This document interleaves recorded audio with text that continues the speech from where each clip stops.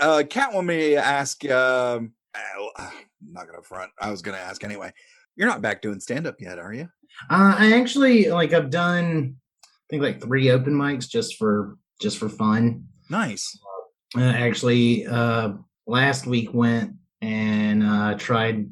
I had just touched on something a week before, just about alien invasions and how like Nice. my ideal scenario would be that they would invade and just think that we were cute and make us their pets. And I did a whole 5 minute set last week just on that topic. Oh, Um, please and tell me. Please tell me you recorded it. I did. The only problem, like, because I got so excited and I just started using a lot of likes and ums, and so probably like 2 minutes of the set is almost just filler word. But I think I mean, I didn't even get into I have a whole section of like negatives and things like that. So Oh, fun. I barely scratched the surface. So I know it's like anywhere from 5 to 7 minutes worth of material just on that topic alone. That sounds amazing. I'm super into it. Oh gosh, well, I mean, I won't ask you for the recording so that I could post it as a mini episode because it's clearly not in its final format. Yeah. But if you wanted, I would be happy to do that for you. No, because it sounds like it would fit. It sounds like it would fit my audience. Yeah. No, I'm hoping that if what I want to do is try and go next week and just kind of do a small chunk of what I did the week before and then go into what I haven't worked on. Nice. And see if any of that works. And then if it all works out, I'm gonna try and polish it and talk to them about just like, hey, can I just get 7 minutes to try and record all of this and just do it for fun? Because I mean, it's probably the most in-depth thing I've ever done for stand-up.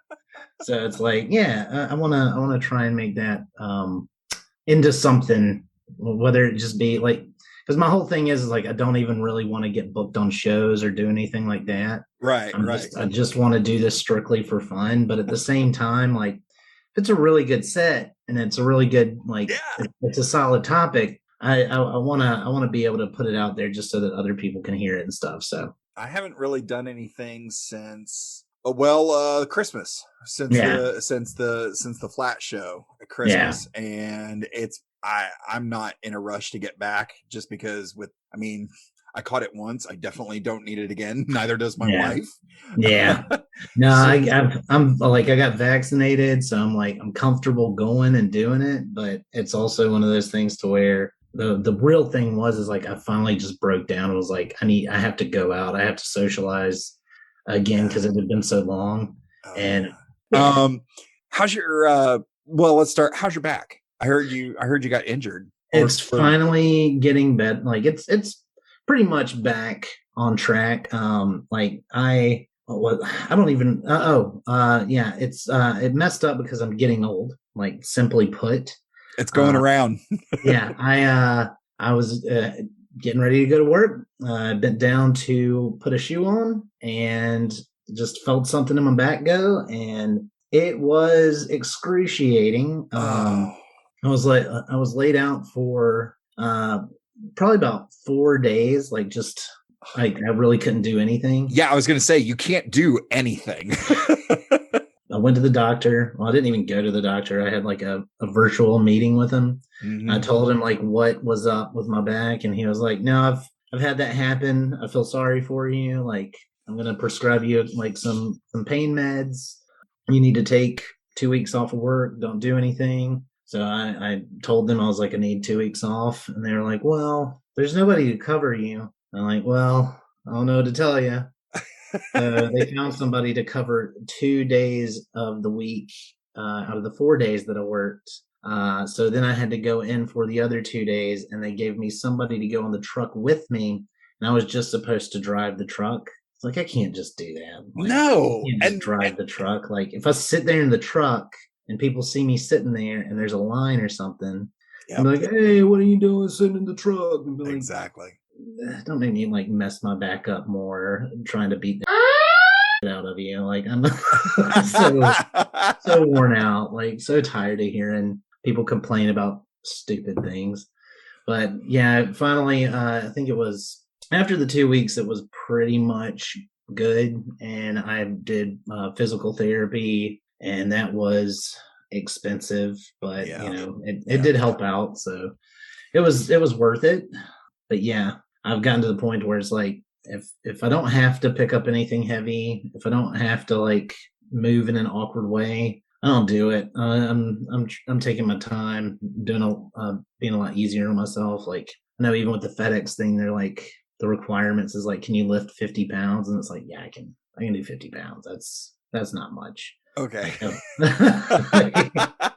I've been getting back into martial arts since October, and unfortunately getting older, like you said, and was doing stuff the other night and threw my back out, and, stretched a little bit, got home, and my wife said, how was it? I was like, well, I threw my back out. She was like, oh. I was like, ask me what I was doing. She goes, what were you doing? I said, throwing a side kick. Nice. Just a side kick. Not a super high kick. Wasn't breaking boards or concrete. Just throwing a side kick. I put my leg in the air. Yeah. And she goes, oh man. I go, ask me about the other guy. She goes, what happened to the other guy? I said, oh, there was no other guy. We were just walking up and down the floor, just doing drills. The stuff I did with ease as a 12-year-old. I can't do that now. Oh man. Like you were the ultimate opponent. Like, is my own gut, my own lack of cardiovascular. I get it, man. I see a bunch of stuff, and I promise we are going to talk about Star Trek. But how's the art coming?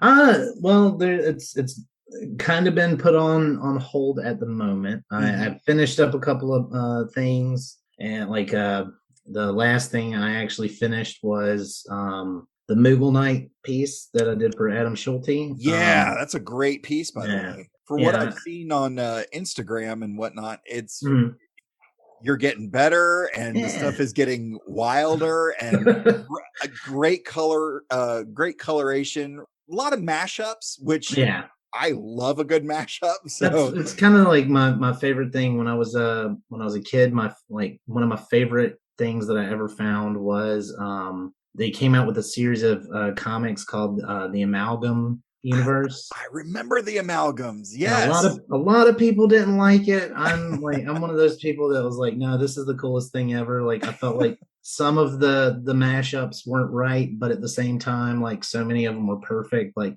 Superman, Captain America, Wonder Woman and Storm, Dark Claw, like Wolverine that, and Batman. Yeah, and I mean the villain with that one was that they had in it was a cross between Sabretooth and the Joker, and it was the hyena. And it's like that's so perfect, like such a good thing to do. And they even had Robin was a mix between Jubilee and Robin, so it was like, yeah, this is awesome. Yeah, it was really a lot of fun. So it's definitely an indulgent slice of the 90s. Just so great. Yeah. And it was one of those things that like it stuck with me for so long. And then the guy who did the drawing of Peekapool, like everybody got so obsessed with Peekapool, and I was like, man, I like mashups are such a great thing that I even one of the drawings that I've done is I call it the X-Formers. And it's the X-Men mixed with Transformers. Oh, cool. And it's based off like back in the 90s, it was the reissue.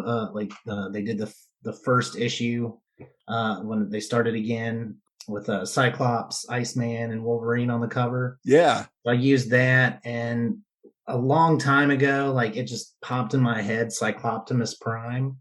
And I was just like, oh, that's so great. Cyclops and Optimus Prime. Yeah. Then I was like, who can I do for the rest of them? And so I did Wolverine and Bumblebee because that's a perfect size thing. Yeah. Yeah. Plus the little horns on Bumblebee. So it was like Bumblerine. Yes. And then Iceman, I was like, I had to look through a few transformers to try and get the right one, but skids was the one that I used, and I was like, ice skids, like perfect, like yeah, you skid on ice, like of course, perfect. oh, it writes I did those. itself. And there's eventually I want to make a second piece for that, because on that cover it flipped out, and it was the optic blast continues on to the next page, and Magneto's there like blocking it, and I was like, Megatron and Magneto, Yeah. why not? Like but a lot of times it's just like I've asked people kind of what they wanted to see. Like when I was working at the ice cream shop, people would see some of my drawings, because one of the things I did when Pika Pi came out, yeah, I was just like, why not? Or not Pika Pi, Detective Pikachu. I drew a picture I called Pika Pi, and I mixed Tom Selleck's Magnum PI as a Pikachu. So it was like, I was like super fun for that. And yeah, I just wanted like ask people what they wanted to see. And like the thing I've been working on lately is I have a guy who his son actually, like, he's actually bought pretty much every copy of one of my prints, and wow, his son wants me to do Deadpool mixed with Darth Vader. Darth Pool, like, which a lot of people have done. So, but I'm trying to do something a little bit different. I actually had one concept drawing that was almost finished, and like now I'm kind of like I got to go bigger. So I'm actually gonna start over on that one and actually make a really pretty large drawing of it. But I think the concept with that one is I'm actually gonna have it to where, like, one of the things is like the costume design for him. Mm-hmm. I'm thinking about Deadpool in the Star Wars universe. If he was he could totally be a Darth. Like, he could be a Sith, he could be that. I totally understand that. Yeah. But background history of his character, he would be a Mandalorian. So like he would totally be he'd be a bounty hunter. He's a mercenary. The concept is I'm going to change the helmet. That makes so much sense. And I want to do I'm trying to change the helmet design to where it blends Darth Vader's helmet with a Mandalorian helmet. I'm actually one thing that he's going to have is like I want to have a black metal hand for him, like, because he's got one, at least one mechanical hand. Yeah. But I want it to be black metal Infinity Gauntlet, to where it's like it's not necessarily gonna be usable, because if like I looked up the concept with the Infinity Stones, and like there's the DC comics where Thanos gets the Infinity Stones and he tries to snap, and it's like just peels off the gauntlet because it's like, this is worthless, like it doesn't work in this universe. So right, like he just has it because aesthetics. Of course. But like his burns on it, like I actually want to have him without the helmet on, to where it's like the burns on his face are representative of the Deadpool mask. Yeah. Oh man, that'd be cool. Since he's a Mandalorian, I want his lightsaber to be the dark saber. I'm actually thinking about trying to do, instead of doing just like plain white light around the edges of it, make it look kind of opalescent, rainbow colored, because Deadpool has likes the rainbow colors. So of course, I have that in there. Plus, it kind of plays off the Infinity Stones, to where it's like maybe the gauntlet does help with the energy. Like the Kyber crystal. I hope I'm saying that right. The people are gonna kill me if I get it wrong. But calm down, internet. Yeah, I'm sorry. I love this stuff, but I just can't pronounce things right all the time. Yeah, just have it to where like there's just different aspects of that. But the design that I'm going for now is kind of like a back shot of him, but him looking over his shoulder, breaking the fourth wall, standing on probably like the ledge of some kind of cliff, where you see off into the distance and through the atmosphere. He's got one arm out, force choking, and like Galactus is in the atmosphere, and he's actually like grabbing his throat, to where it's like he's getting choked, but you can see like TIE fight, like you might not be able to, I might not be able to draw this much detail, but like you can tell that there's stuff shooting at him, and it looks like the Death Star about to shoot like a beam at Galactus, to where it's like he's just sitting on the planet, like I got you. Like this That's is awesome. easy. This is baby stuff. Oh, that's so cool. So I was gonna say, if you ever feel like doing a Star Trek themed piece, whatever you got, send it my way. I will pimp the hell out of it.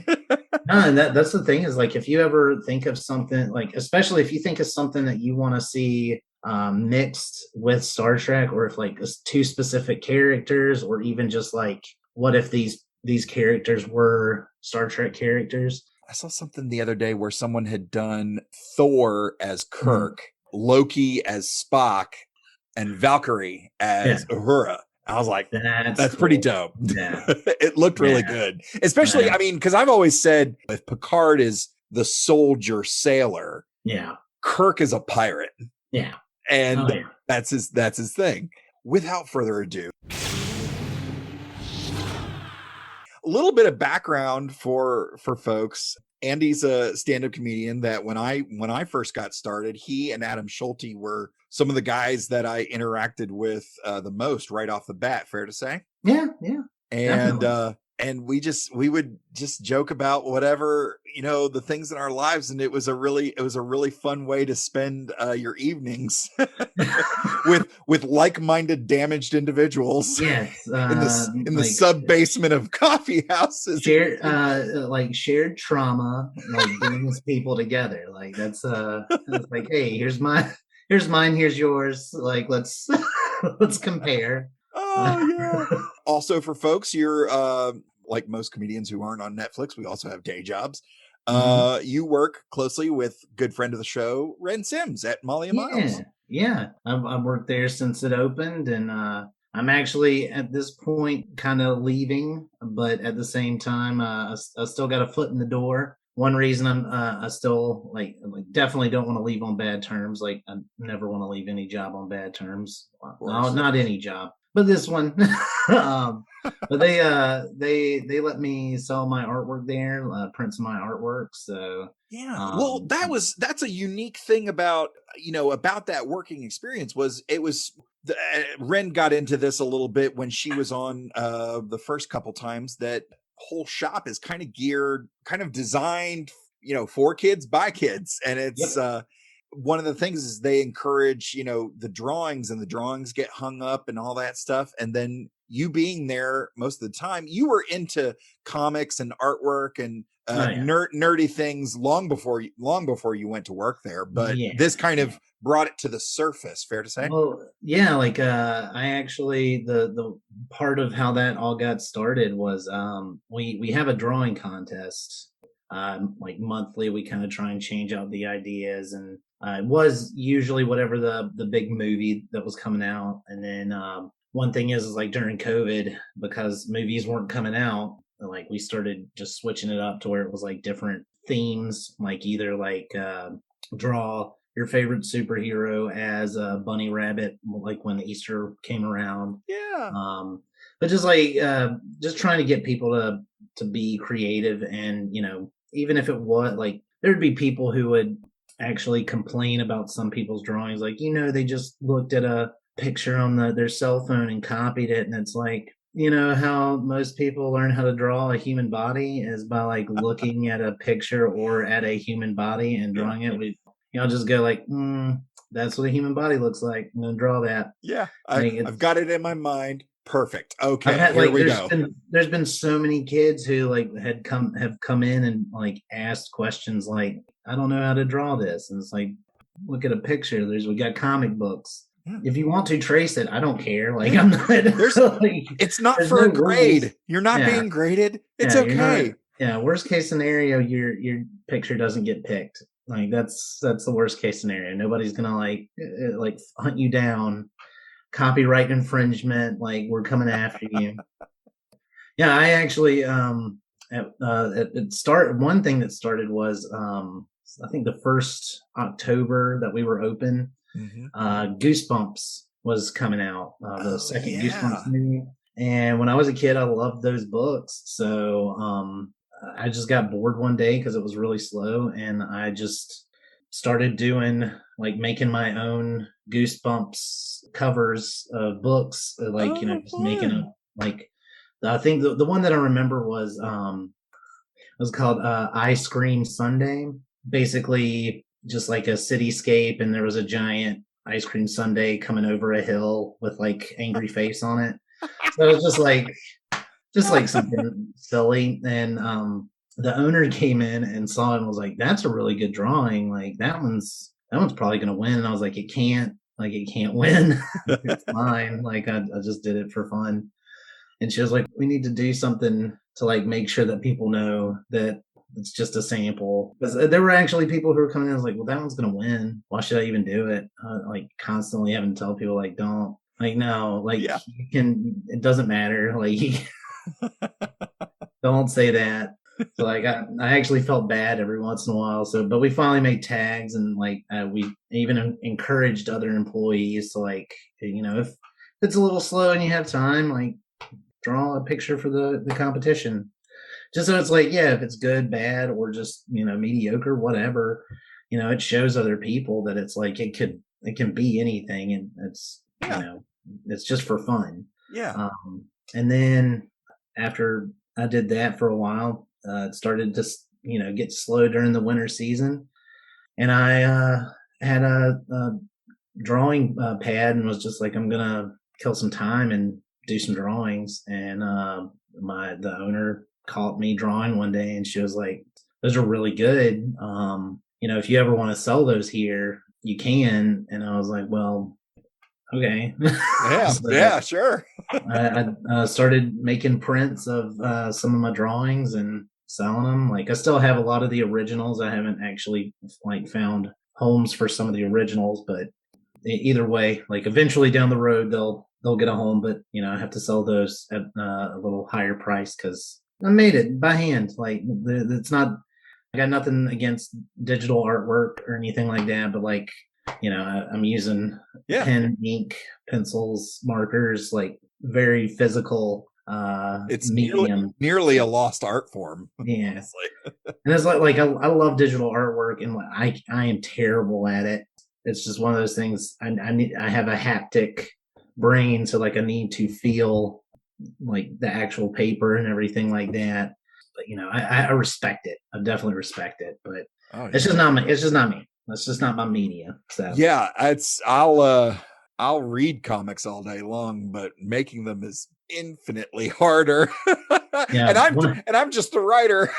Yeah, like I have a plan for a comic book, and that's one of the things. Like I have not had the time or real focus to like do an entire issue. I actually did a few pages of one, and did it all in colored pencil, like hand drawn. And now I'm going to eventually go back and try and start over and take some of the stuff I've learned and apply it to it and see if I can do it a little quicker, but also, probably a little bit better. you continuously sharpen and refine. It's what we do as stand-ups. Yeah. Nobody just goes to the showcase. People don't see the months and months at open mics trying to make the bit work. It's true, but like there is occasion, like I have seen it on occasion. Like I've actually been in a competition before, and like a person signed up their first time ever doing it. Of course, it's like comedy competitions. Like for anybody who's listening, like I have nothing against them. Everybody should participate in anything that they want to do. I personally don't like them because, first of all, it's a pay to play thing, and usually you're just paying and you wind up not getting anything out of it. Right. But it's really it's bringer. It's a bringer situation. Like the more people you can bring, the more likely you are to win, regardless of your talent. I've been in a few competitions. Like I'm terrible at bringing. Like I would invite people all the time. People just don't like. I don't have the kind of friends who have the expendable income or the time. Yeah. They're usually working whenever there's a comedy competition. It's like, oh, Friday, Saturday night, that's when I make my money. I've been outside after a set, gone smoked a cigarette, and had somebody come up to me like, man, you were so funny, you were so great, but like so and so told me to come and vote for him, so I've got to vote for him, he's my friend. And I'm like, I get it, I totally get it, like, but please just don't tell me. Like, it would have been so much better if you'd not said anything. Like, you didn't have to tell me either one. Like, you could have left me to where, like, I'm just like, if I lose, I'll lose. Whatever. People didn't think I was funny tonight. Don't tell me that you thought I was funny and I'm still gonna lose. Like, yeah. Well, I mean, and a lot of people, I wonder if it's club owners or bookers who maybe nobody's told them, like, hey, bringers are really tough because I only have so many family and friends I can burn bridges with. I mean, and yet again, I'm gonna say this, and it's gonna sound like I'm being so cynical and being like I'm just jealous, and I'm not. I respect this because it's what it is. The people who run those shows and the clubs that do them, 90% of the time they don't care, because at the end of the day, it's like, who filled the seats? Where did the money? Like, did we make money? Because it's what how it's much about. booze did they buy? It's about money. Yeah. Like, the whole reason you want to win is so that you can take home the prize money. So it's like everybody's just in it for the money. Now, I will say, like, with comedy competitions, you have the choice. Like, you get to choose to like join into that. It's whenever you have like booked shows by somebody, if they tell you beforehand, like, I don't have money to pay, you know, like, this is just some, like, I wish I could, I'll get you some free food, I'll do something for you. Yeah, and you agree to it, it's totally cool. But there's been times like you do a show and somebody's like, oh, you're gonna get paid. It'll be based off of like our ticket sales or something like that. And then you get in there and no tickets sold. So it's like, well, you're getting paid an exposure. And it's like, how can I get paid an exposure? Exposure to who? There's nobody here. The employees, the people who work here. Really? I mean, I hope they had time to pay attention, and next time, like, if they know I'm going to be here, maybe they'll invite some friends. Like, that's the most I can hope for. Yeah. I always try to put it out on Front Street and of just like, hey, I'll get you something. That's the thing, is it's like, it may be like $5, but I will get you something. I've only ever booked like hosted and booked a few shows, and I did one where comedian Jason Webb, who was from North Carolina, he actually lives in LA now. He was coming back into town and wanted to set up a show in Greenville, and he contacted me, and I was like, you know what, I'll try it out. And my whole thing was like, I knew he is very funny, very talented, but I knew that like we're not gonna make enough money. Yeah. So like I like specifically had set aside, like started putting aside money to where it was like, he's gonna leave with $100. Like, I'm gonna pay him for what he's worth, and I'm gonna make sure he has $100. And that's the thing, is like, I can't afford to do that all the time. So that's why I don't book shows, because it's like I don't have that kind of money, because it costs so much money to like produce and get quality talent and everything and be able to pay them what they're worth. Yeah. And then you're going to have to lose so much money to build that audience that it's just like, it's a rich man's game to book and produce shows. Oh my God. Yeah. Well, that was, I think I was presented with an opportunity maybe a month ago to do a show here in town, and say, you know what? I am just going to produce. Yeah. I'll put the set list together. I'll get a host. If they need a poster, I can maybe even do that. But I'm done producing, hosting, performing. I can't do all three anymore. Yeah. I just can't. No, it's a like, well, and that's the thing, is like, a lot of people don't understand that each one of those things is its own skill set. You're having to put on so many different hats to do all those jobs, and it can be so. I've seen. I was doing, like, before I even took a break, because to be honest, I do stand up again, but I've only done it, I think, 4 times this year, and I've really gotten to the point where I just want to do it for fun. Like I almost look forward to somebody asking me to be on a booked show so that I can be like, no, I don't want to do it. I don't want to do it. No. Like I mean, in my history of doing stand up, like I've had a few death threats from shows. Wow. Some people just don't like my sense of humor, and like I don't think I really go too far, but sometimes I just upset the wrong person, and It happens. it's not worth it. I'd rather just go to an open mic, and if somebody doesn't like me, well, I only had 5 minutes. Yeah. Like there's 15 other comedians. Just if you don't like me, just hang on. I'll be gone in a minute. I mean, one of the biggest things is like the adventurous aspect of what I wanted to try and do, like being willing to take risks and like potentially offend somebody, but not intentionally. Like it was anything that I ever did and that it offended somebody. It was like never. I'm trying to shock or freak somebody out, and like that's what I'm going for. Right. Usually, it would be totally unintentional, like a misunderstanding, and that's all it was.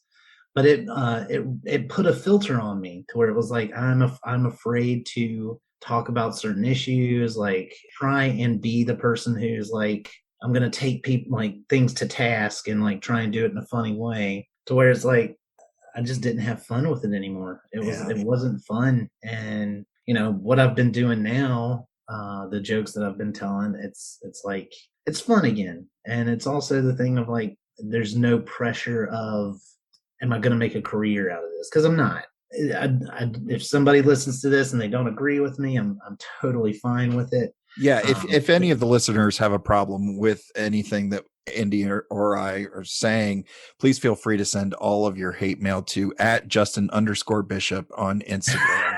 He will field. No, he's a wonderful guy. Don't do that to him. I've done that almost every episode. He hasn't said anything about it yet. I actually went to high school with him. Frequent guest and friend of the show. Him. Justin Bishop. He's a precious individual. Yeah.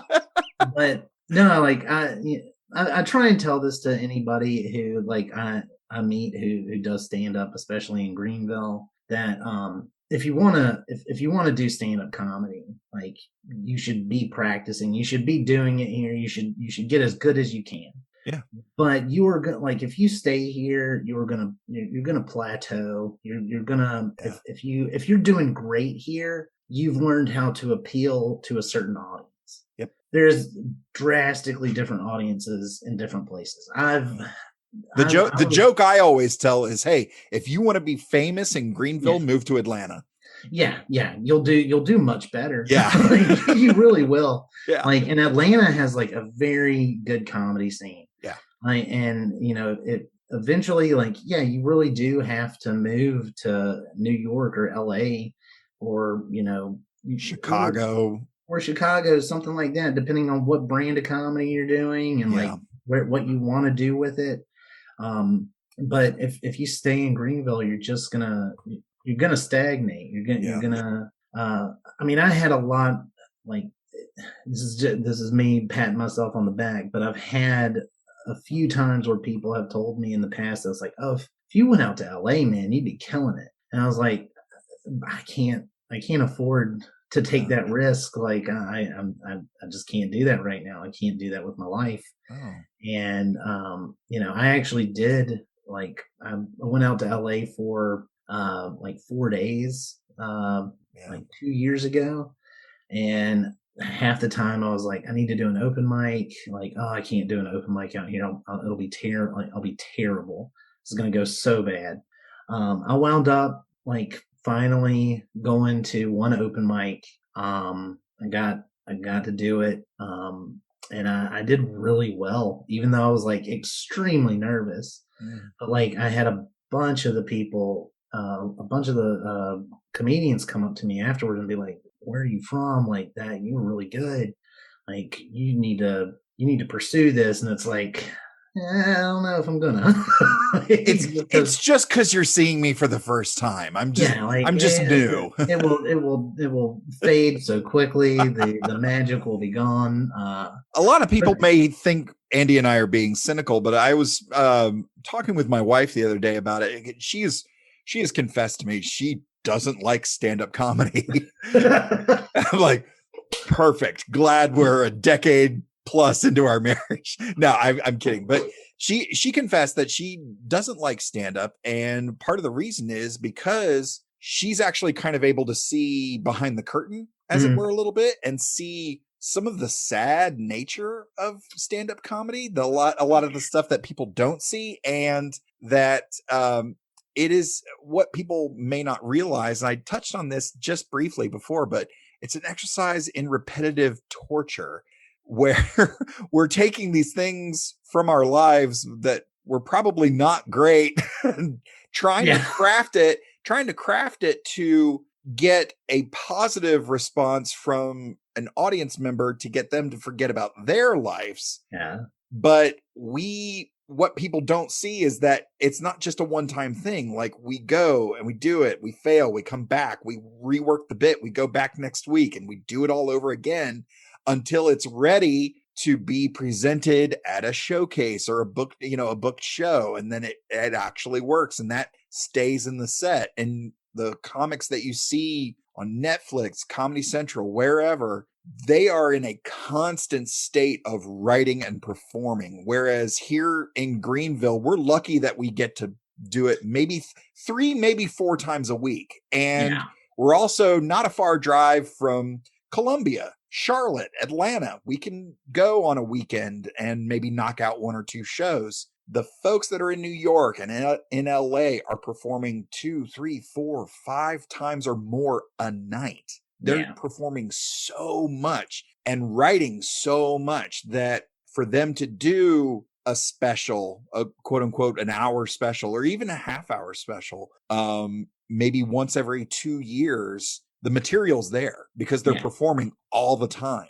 But that's what that takes if you want to get to that level. Not to mention all the press they have to do. And it's really brought up a lot in the open mic scene of the 10,000 hours. Oh, yeah. 10,000 hours. You hear it so many times. Like, you'll become great when you do 10,000 hours. And if you break down 10,000 hours into 5 minutes, it was a long time and a long wait if you're trying to become really good at something. And you can sit at home and you can rattle off jokes and, like, in front of a mirror, you can practice your cadence and your facial expressions. Yep. And you can think that everything you are doing is perfect and funny. And then you go in front of a live audience and it is nothing. It is absolute trash. Yeah. And you have to restructure everything again. So it's like you can't practice without actually having people there to bounce off of. And yet again, I feel like I'm talking trash, but I'm not. I'm really not. It's truth. This is just truth. The majority of the audiences, in my experience, in this area, they, number one, a lot of times are not comfortable with laughing, even if they think something is funny. Yep. Because there is a stigma to humor. If you find something funny, but you're worried that what someone's going to think about you if you laugh at something, it shuts you down. It keeps you from actually having an authentic reaction. And sometimes you can, like, pull it out of people. Like, you can dive deep in and, like, get people who are, like, trying so hard not to laugh to just give into it. Yeah. And that's, like, the best feeling in the world. But also, it sometimes, like, when you're pulling teeth every single night to, like, just for a chuckle, like, and there's been so many times I've had to perform in places that are very well lit, and that is, like, not conducive for comedy, because a dark room allows you some anonymity to where you can snicker, you can giggle, you can laugh just a little bit. So like maybe not everybody knows, they don't know it was me who thought that pretty dark joke was funny, right? And they're not going to judge me for it, so I can enjoy this. And when I walk out, like nobody's going to notice. If it's a packed auditorium, less people are going to notice whenever a sea of people are leaving who it was. So you can just be more yourself. When there's 5 people in the room and the lights are all the way up, oh yeah, there's so many times that I have seen some of the funniest people like just unable to crack an audience whenever they're in that situation. All you'll get are these smirks and these smiles, and it's like that doesn't answer my question right now. Yeah. My question right now is like, is this funny? Should I continue doing this? Yeah. And if all I'm going to get is a smile, I kind of feel like I got to go ahead and move on. Like, and if you do like it, then I'm sorry, you didn't tell me. Exactly. You didn't well, really yeah, and I've the writing jokes, and everybody's writing process is different. That's nothing I haven't said on this show before.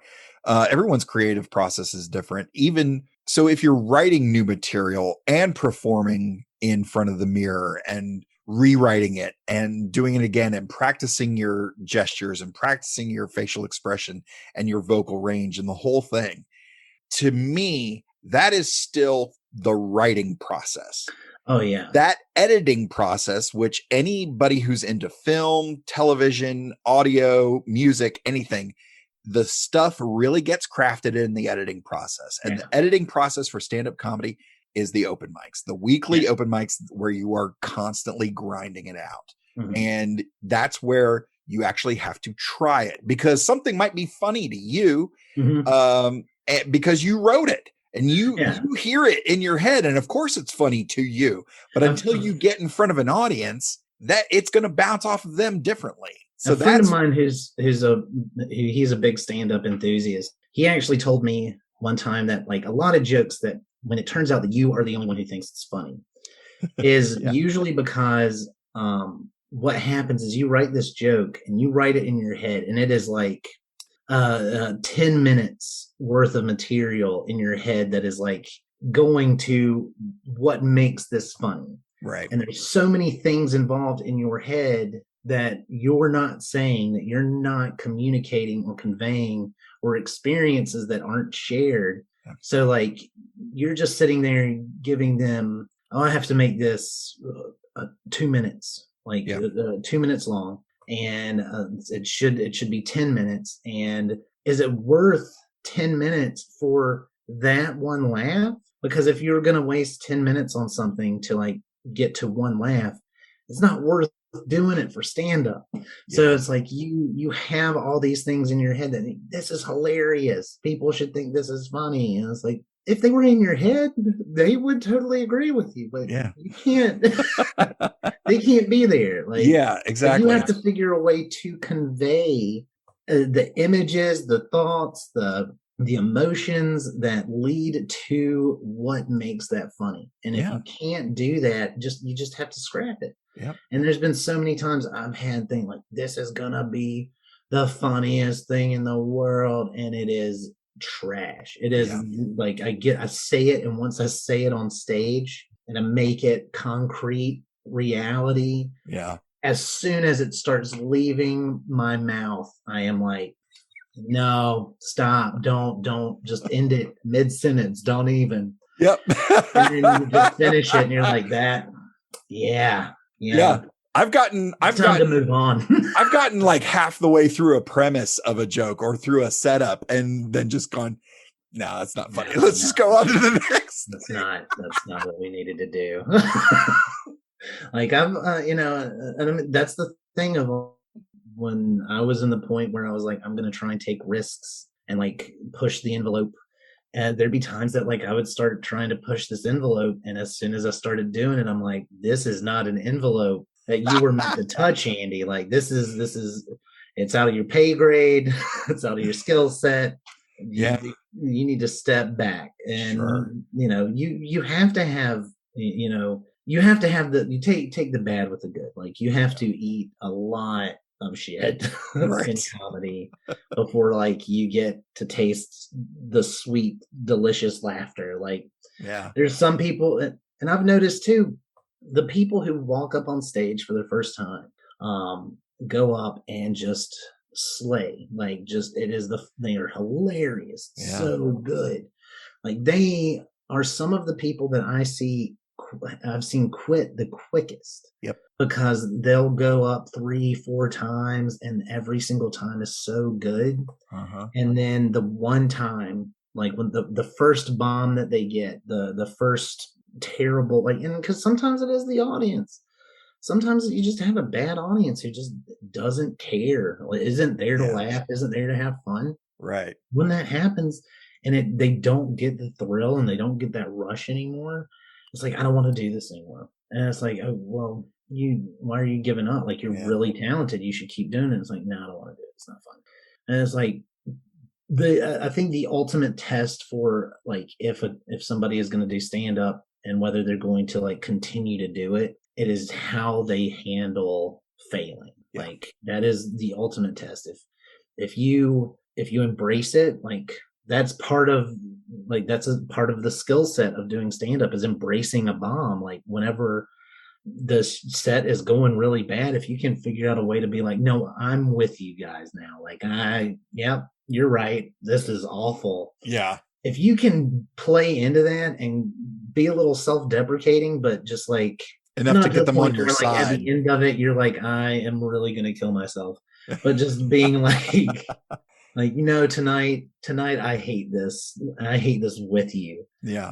You can still win people over and at least have like 1 or 2 laughs in the fact that like, we have a mutual agreement that, we didn't like this. It's fine. Right. I've talked with new comedians a lot of, and I've given them the advice of like, hey, if it doesn't work, don't force it. Yeah. Stop, acknowledge that it didn't work and move on because you might actually get the laugh there. And I've done that a bunch where I've done the bit to crickets and gone, you know what? That's the right response. Thank you. Yeah. Thank you for keeping me honest. And away we go. It might work. Yeah.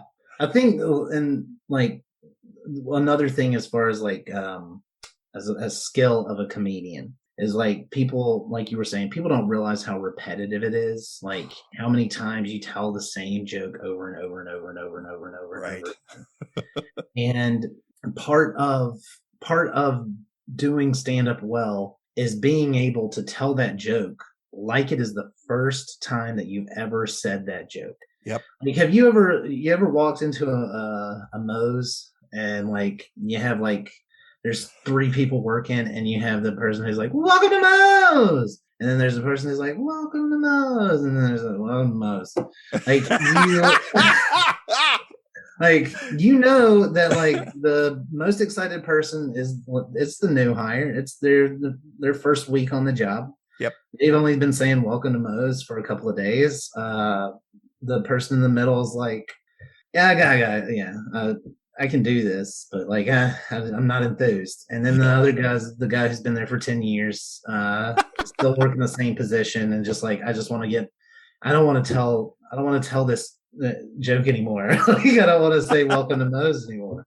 Exactly. So there's times like I've had people. I've had a friend of mine tell me he came with somebody. She didn't go to comedy shows very often, but it was like her second time seeing me perform, and she was like, he's already told all these jokes, and he had to explain to her that's like, yeah, but like, you've heard them, but not everybody else in the room has.